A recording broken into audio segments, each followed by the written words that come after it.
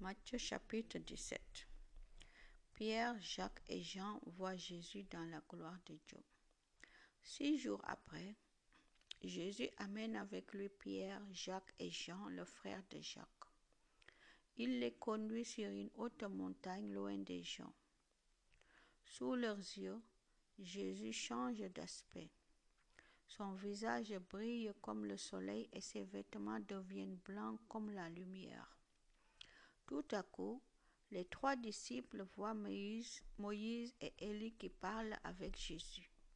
Alors Pierre dit à Jésus, « Seigneur, c'est une bonne chose pour nous d'être ici.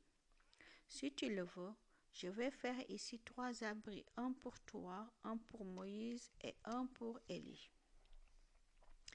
Pendant qu'il parle, un nuage brillant arrive et les couvre de son ombre. Une voix vient du nuage et dit, « Celui-ci est mon fils très aimé. C'est lui que j'ai choisi avec joie. Écoutez-le. » Quand les disciples entendent cela, ils tombent le front contre le sol. Ils ont très peur. Jésus s'approche, il les touche et leur dit, « Relevez-vous, n'ayez pas peur. » Les disciples lèvent les yeux et ils ne voient plus que Jésus seul. Pendant qu'ils descendent de la montagne, Jésus leur donne cet ordre. « Ne dites à personne ce que vous avez vu jusqu'à ce que le Fils de l'homme se réveille de la mort. » Alors les disciples demandent à Jésus, Les maîtres de la loi disent, Élie doit venir d'abord. Pourquoi donc?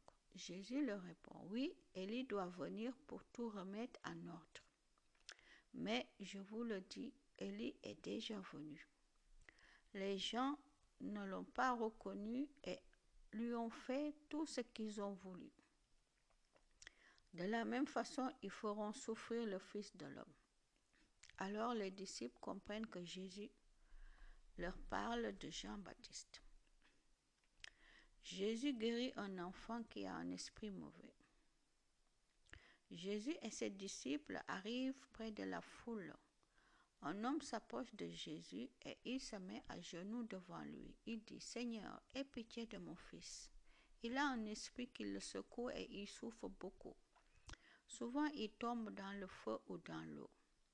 Je l'ai amené à tes disciples, mais ils n'ont pas pu le guérir. » Jésus répond, « Vous, les gens d'aujourd'hui, vous n'avez pas la foi, vous faites le mal.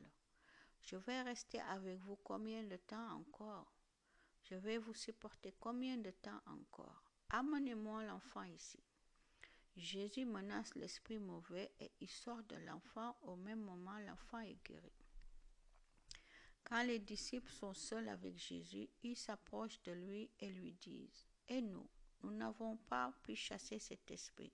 Pourquoi donc? » Jésus leur répond, « Parce que vous n'avez pas beaucoup de foi.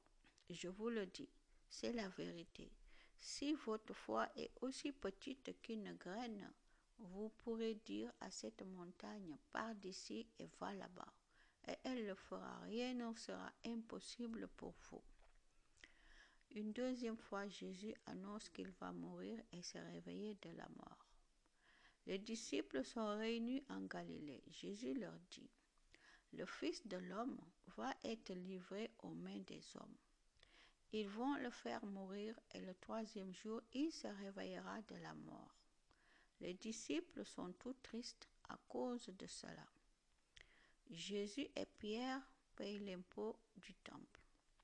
Jésus et ses disciples arrivent à Capernaum.